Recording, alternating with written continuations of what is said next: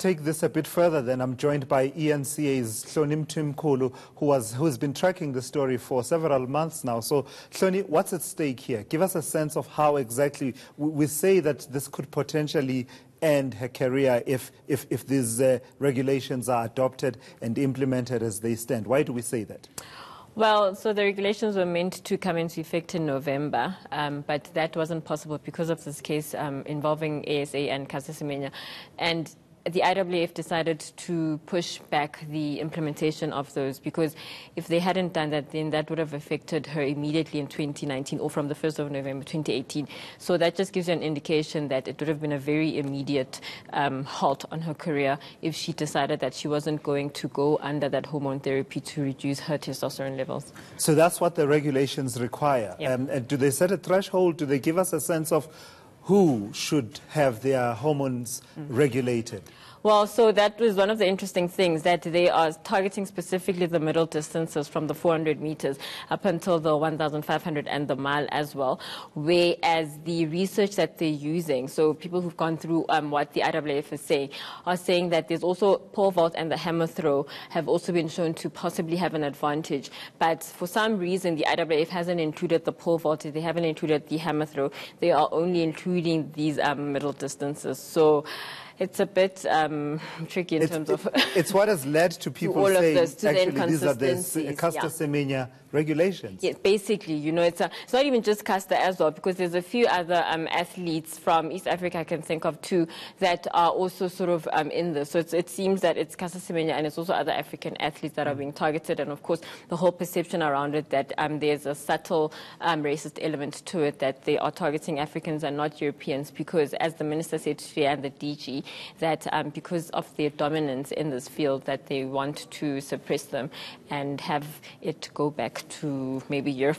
And Hloni, there's a context to this, right? We've seen in the past complaints by some of the athletes that people like Caster Semenya compete against. So is that part of the context? Well, yes, it is part of the context.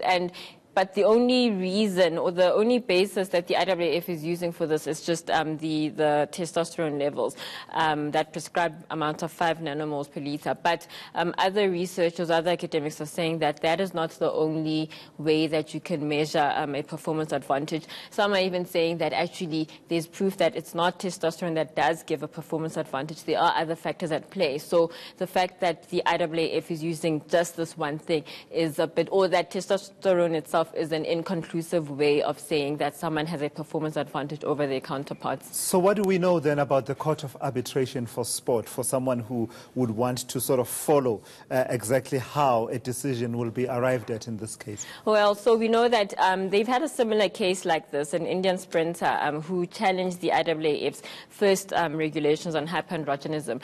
And at the time, the Court of Arbitration for Sport overturned the IAAF's rules and said that these are not conclusive enough, come back to us with better research. So I think in that sense, the CAS rather is fair, or they're very thorough in the work that they do. So you're not just expecting them to side with the IAAF because they're all in Europe together, or, you know, that sort of thing. So on the one hand, they are fair, and I think that it will be a very thorough hearing, it will be a very thorough process.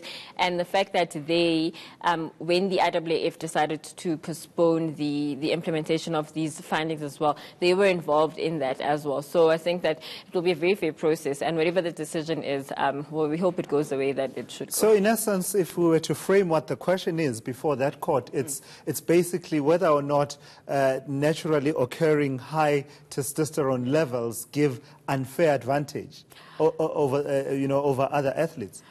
Yeah, I think it's given an unfair advantage.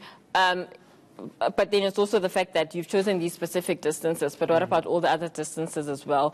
And the fact that there is research already that says that that is not the only thing that you should be using as a measure. Yeah, whereas they are using that as their only measure. But we know, of course, from comments that we've heard, and I heard the sports minister citing them, that Caster Semenya has made in the past about, what this is really about, that, basically she's achieved all that she's ever wanted to achieve, but this is a matter of principle for her, isn't it? It is, yeah. And as you say, that the sports minister and the DG also said, and she's also said that this is not actually even about me. They were very clear to say that this is not about Caster. We don't want her to be the face of it. This is about opposing the regulations themselves, because they are about policing women's bodies.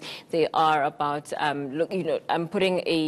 trying to sort of box people in, or trying to box what an athlete should look like, or a female athlete should look like. So, and she's aware of that as well. And she's often said that this is how I'm made, and this is how God has made me, and I know who I am. So this is what I want to do. And I think it's just a bigger issue, of course, in society, that you sort of want to say this is how people should look in a particular sport, in a particular way, and finally, I mean, it's always important to, I guess, always stress that these are regulations that would only affect female athletes. Yes, So, I mean, if the two classic examples that are always used is around Michael Phelps and his ban, and also Usain Bolt, and that he has longer legs than everyone else. So why did those two not have people saying, well, these two have an unfair advantage over the rest of the competitors? But here we are with this situation, and Caster is said to have an unfair advantage over others.